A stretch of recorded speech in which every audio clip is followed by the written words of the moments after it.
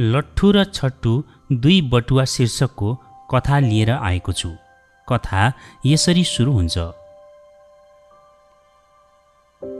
एका देशमा धेरै वर्ष अगाडिको कुरा हो। पहाडी भेगमा चपली भन्ने एउटा सुन्दर गाउँ थियो। त्यति बेलाको जमानामा बटुवाहरूले पैतालाले नापेरै संसारको भ्रमण गर्दथे। बाटोघाटो थिएनन्, भरिया पनि थिएनन्। भर थियो त केवल गोडाको बल र मनको विश्वासको। त्यही गाउँको कुरा हो जहाँ मगमगाउँदो धानको खेत र माथिपट्टि हिउँले टोपी लगाएको पहाड देखिन्थ्यो।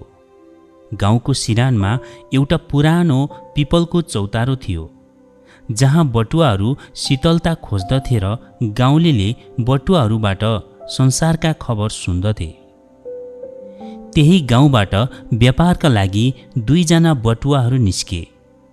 एउटाको नाम थियो लट्ठु, अलि सोझो हाँसो मिजाजको। दुनियाँले जे भन्यो ल ल भन्दै पत्याइहाल्ने खालको। ऊ बलियो थियो तर दिमाग चाहिँ उसको भारी जस्तै भारी र सुस्त थियो। अर्को थियो छट्टु, नामैले चतुर। छट्टुको जिब्रो तरबार जस्तै थियो। कसैलाई कहिले कहाँ काट्ने उसलाई खुबै ज्ञान थियो। ऊ जति बोल्न खड्किलो थियो उति नै उसको मुटु भित्रैदेखि नरम पनि थियो। ऊ लट्ठुको सोझोपनको फाइदा उठाउँदैन थियो, बरु उसको रक्षा गर्दथ्यो। उनीहरू न त दाजुभाइ थिए न सगौलका, तर वर्षौंदेखि बटुवाको जीवनमा सँगै हिँड्दा हिँड्दै उनीहरूको मित्रता दहीमा मही जस्तै गाढा भइसकेको थियो। ए लट्ठु, भारी कसियो कि कसो? छट्टुले पिपलको चौतारी मुनि पिठुमा बाँधेको नुनको भारी मिलाउँदै सोध्यो। लट्ठुले मुन्टो उठाएर हेर्यो। यो भारी पनि कति गरौँ होला है छट्टु? यसलाई पिठ्युमा बोकेर हिँड्नु र यो पहाडलाई पिठ्युमा बोक्नु एउटै हो जस्तो लाग्छ। लट्ठुले हाँस्दै भन्यो। तर चिन्ता नगर, यसमा पैसाको गन्ध छ, त्यसैले पाइला आफै सर्छन्। छट्टु हाँस्यो। पाइला सर्ने त लोभले होइन हौ, पेटको भोकले हो लट्ठु।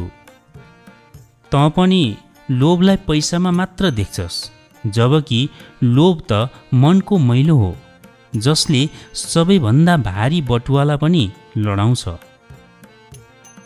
गाउँका बुढापाका बटुवाहरूले उनीहरूलाई सल्लाह दिए।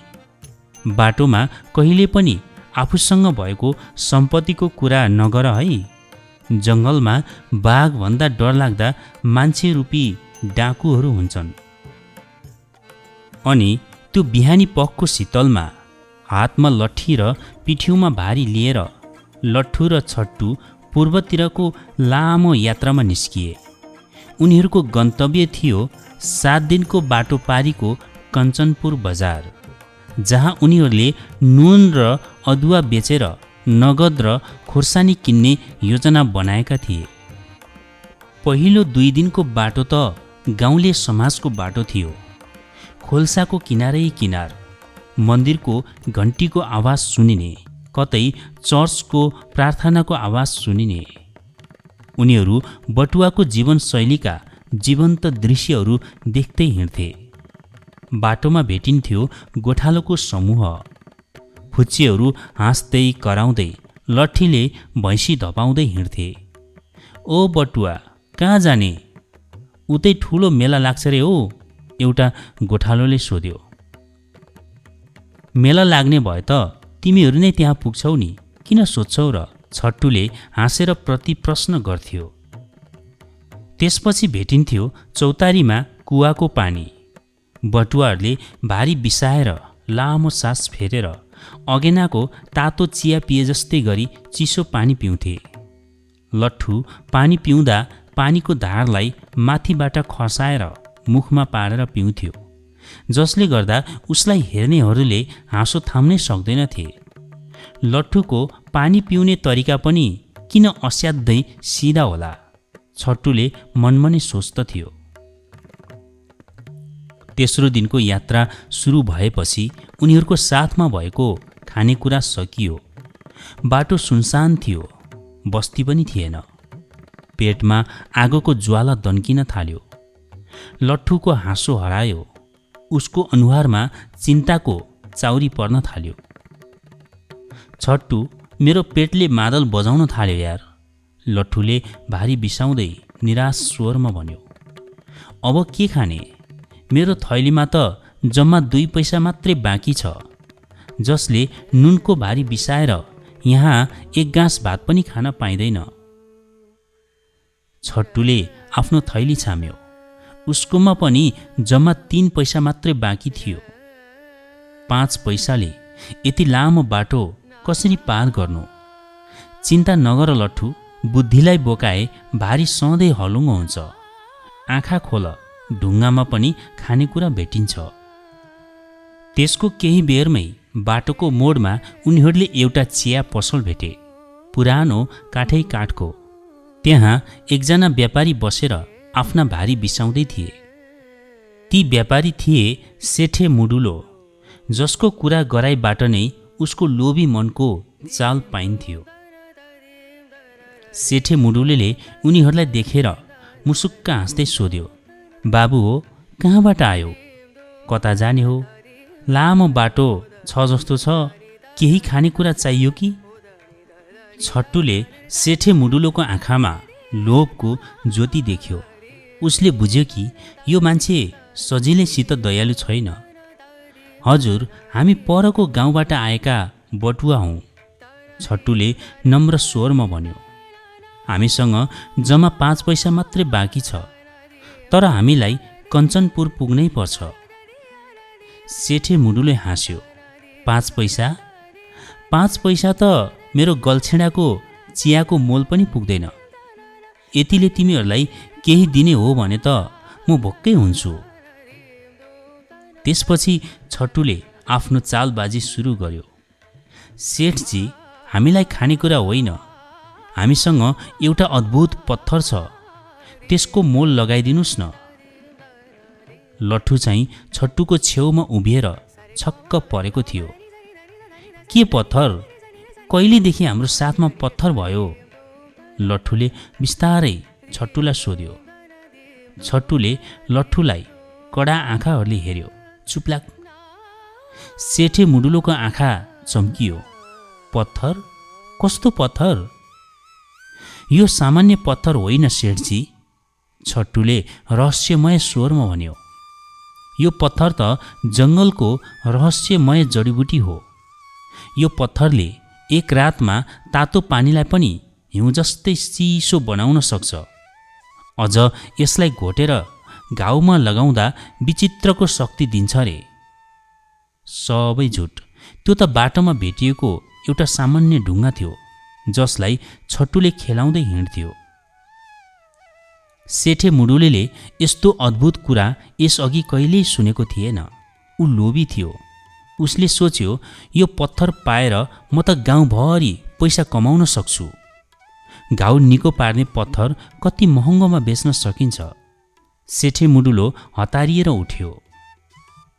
छट्टुले आफ्नो थैलीबाट त्यो सानो कालो सामान्य ढुङ्गा निकाल्यो।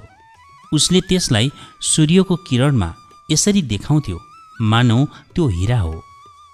यो त हाम्रो कुलको सम्पत्ति हो सेठजी, हामीलाई खानुपर्ने भएर मात्र बेच्न लागेका हौँ। यसको मोल चाहिँ कम नलगाउनु होला नि। सेठे मुडुलोले ढुङ्गालाई छोयो। उसले त्यसलाई आँखा चिम्लिएर महसुस गर्यो। लोभले अन्धो भएको हुनाले उसलाई त्यो ढुङ्गा साधारण होइन, साँच्चीकै जादु झै लाग्यो। ल म तिमीहरूलाई यो पत्थरको 15 पैसा दिन्छु र साथमा 2 छाक खान पुग्ने चिउरा र गुँदपाक पनि दिन्छु, सेठे मुडुलोले हतारमा भन्यो। 15 पैसा? सेठजी, यस्तो अचम्मको पत्थरको 15 पैसा? छट्टुले अनुहार बिगार्यो। कम भो कम। ल 20 पैसा, सेठले फेरि भन्यो। लट्ठुले फेरि छट्टुलाई धकालेर बिस्तारै सोध्यो, छट्टु, यो त सामान्य ढुङ्गा हो नि, किन यति धेरै मोल भन्दैछस्?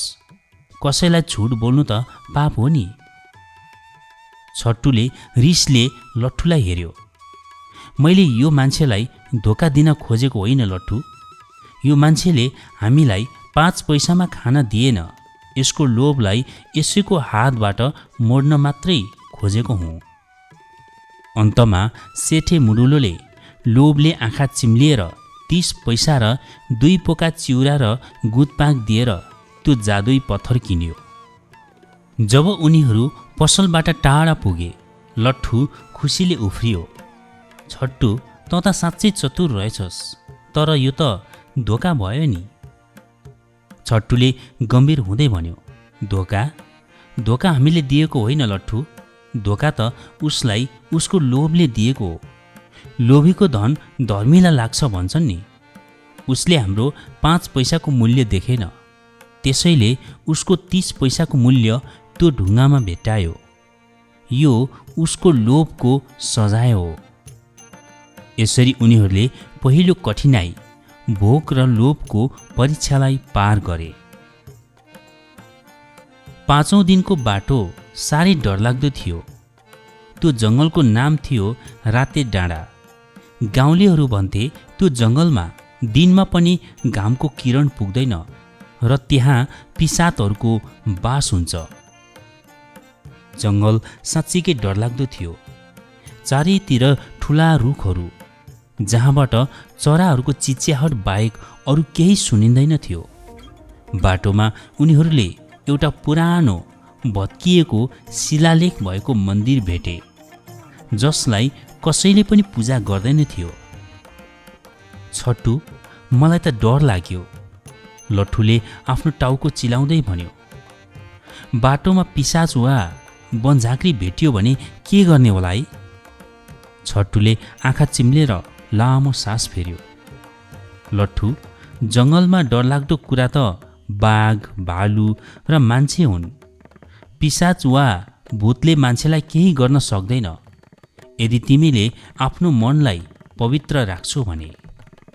मन्दिरको भित्री भागमा एउटा ठुलो खाडल थियो, जुन पुरानो युगमा कसैले खनेको हुनुपर्छ। हेर त, यो त कसैले खजना खोजेको होला जस्तो छ, लट्ठुले भन्यो। रात पर्दै थियो। उनीहरूले त्यही मन्दिरमा बास बस्ने निर्णय गरे। छट्टुले सावधानीपूर्वक धुनीको आगो बाल्न थाल्यो।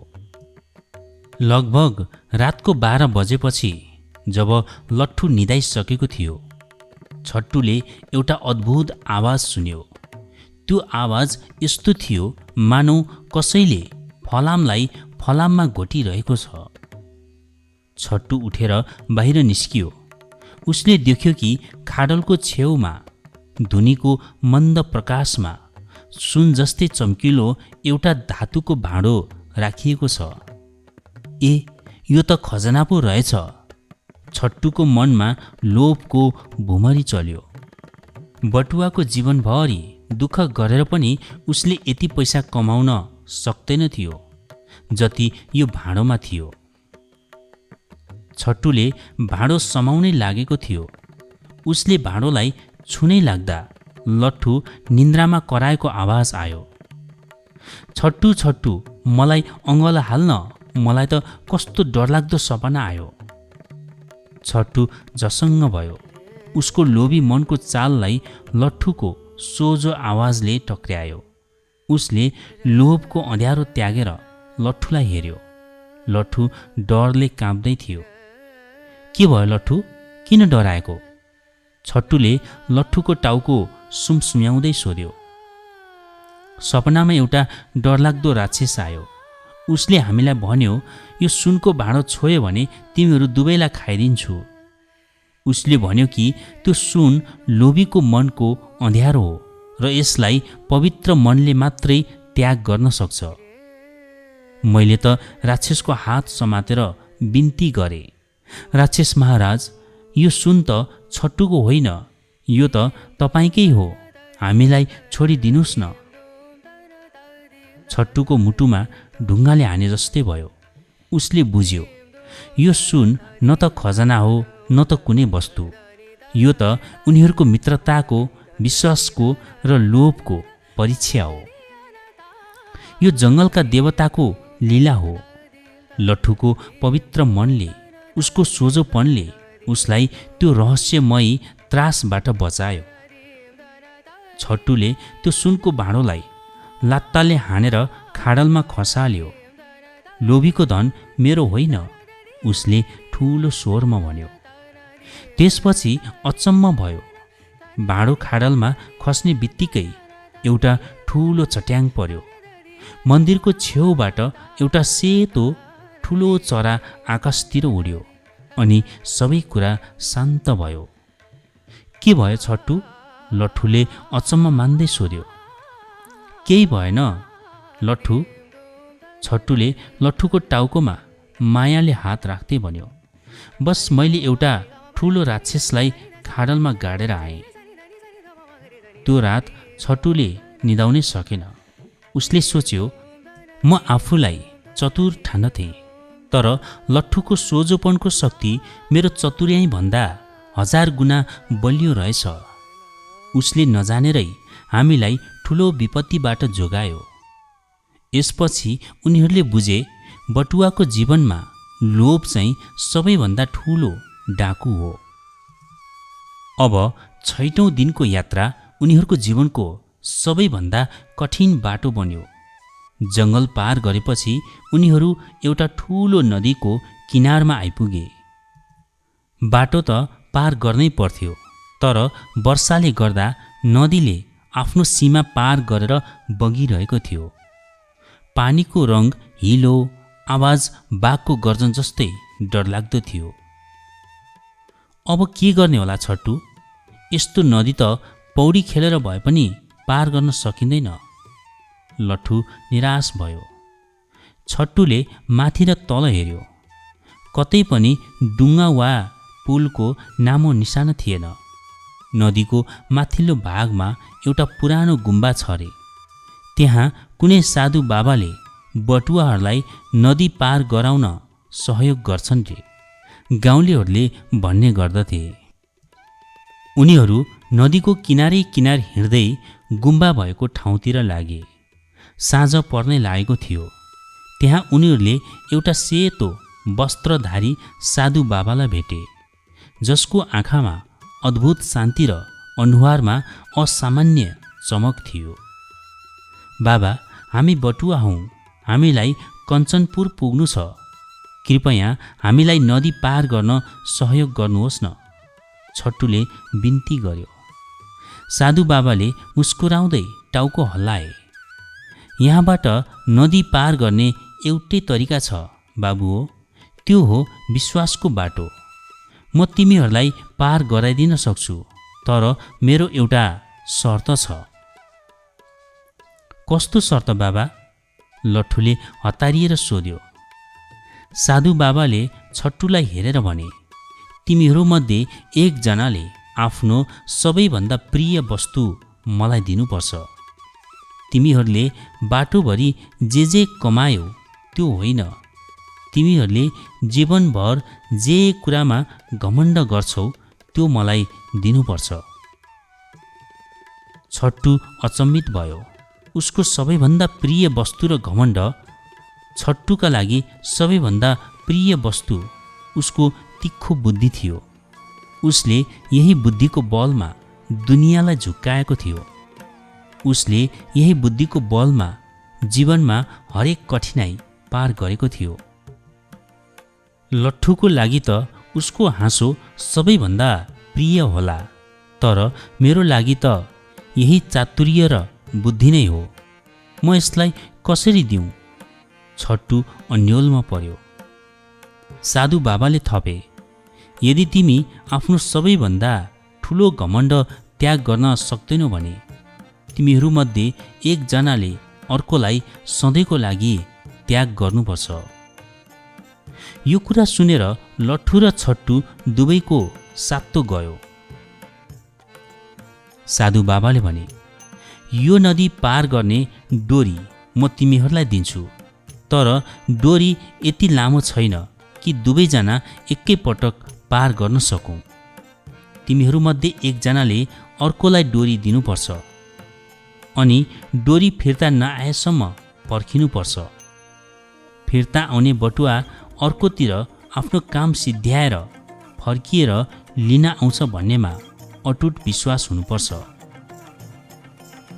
साधु बाबाले एउटा सामान्य जस्तो देखिने तर असाध्यै बलियो डोरी दिएर भने, ल तिमीहरूमध्ये पहिले को जाने? लट्ठुले छट्टुलाई हेऱ्यो। लट्ठुलाई थाहा थियो छट्टुले उसलाई नदी पार गराएर कञ्चनपुरमा नुन बेचेर पैसा लिएर सायद आफ्नो जीवनको अर्को यात्रा सुरु गर्छ कि। छट्टु चतुर थियो। उसको लागि पैसा र सफलताको बाटो लट्ठुभन्दा बढी महत्त्वपूर्ण हुन सक्छ। छट्टुले लट्ठुलाई हेऱ्यो। लट्ठु, तँलाई थाहा छ मेरो बुद्धि मेरो लागि कति महत्त्वपूर्ण छ, तर म त्यो बुद्धि यो बाबालाई दिन सक्दिनँ, त्यसैले म अर्को कुरा त्याग्छु। छट्टुले लट्ठुको हात समात्यो। लट्ठु, त मेरो सबैभन्दा बलियो विश्वास होस्। म पहिलो बटुवा बनेर नदी पार गर्छु। म कसम खान्छु नुन बेचेर खोर्सानी किनेर र म यहाँ फर्किएर आउँछु तँलाई लिन। यो डोरी सम्हाल र जब म फर्कन्न तब यो डोरी फालेर अर्को बाटो खोज्नु है। लट्ठुको आँखामा आँसु टिलपिल भयो। छट्टु, त कहिल्यै नफर्किएलास् कि जस्तो लाग्छ, किनकि तैँले मलाई छोडेर गइस् भने त्यो नै तेरो सबैभन्दा ठुलो बलिदान हुनेछ र त्यो नै तेरो लोभ हुनेछ। छट्टुले लट्ठुलाई अँगालो हाल्यो। मेरो त्याग मेरो जीवनको सबैभन्दा ठुलो चतुराई हो लट्ठु, अब मलाई विश्वास गर। छट्टुले लट्ठीको सहाराले नदीको बलियो धारलाई नाग्दै डोरी समातेर नदी पार गर्यो। ऊ पारीपट्टि पुग्यो र डोरीलाई एउटा ठुलो रुखको हाँगामा बाँध्यो। अनि छट्टु हिँड्यो। उसले लट्ठुलाई फर्केर हेरेन। नदीको किनारमा लट्ठु एक्लै उभियो। दिन बित्यो, रात बित्यो। लट्ठुको कानमा साधु बाबाको आवाज गुन्जियो, यदि तिमी आफ्नो सबैभन्दा ठुलो घमण्ड त्याग गर्न सक्दैनौ भने तिमीहरूमध्ये एकजनाले अर्कोलाई सधैँको लागि त्याग गर्नुपर्छ। लट्ठुले मनमनै सोच्यो, छट्टु त चतुर छ, ऊ पक्का पनि फर्कन्न। उसले मलाई छोडेर गयो। यो नै उसको सबैभन्दा ठुलो लोभ थियो। मैले अब अर्को बाटो खोज्नुपर्छ। तर लट्ठुले आफ्नो मनको कुरा मानेन। उसलाई याद आयो छट्टुको मुटु जति तितो थियो उति नै नरम थियो। छट्टुले झुट बोल्न सक्दैन, उसले त कसमै खाएको छ। लट्ठुले साधु बाबालाई हेऱ्यो जो मुस्कुराउँदै थिए। बाबा, छट्टुले मलाई छोडेर गयो होला, तर मलाई विश्वास छ ऊ फर्किएर आउँछ। दोस्रो दिन बित्यो। लट्ठु भोक्कै थियो, तिर्खाएको थियो, तर उसको आँखा नदीको पारीपट्टि टाँसिएको थियो। तेस्रो दिनको बिहानी पख जब लट्ठुको आँखा बल्ल तल्ल झ्याप्प भयो, उसले डुङ्गाको आवाज सुन्यो। नदीको पारीपट्टिबाट एउटा पुरानो डुङ्गा आयो। डुङ्गा चलाउने अरू कोही थिएनन्, छट्टु नै थियो।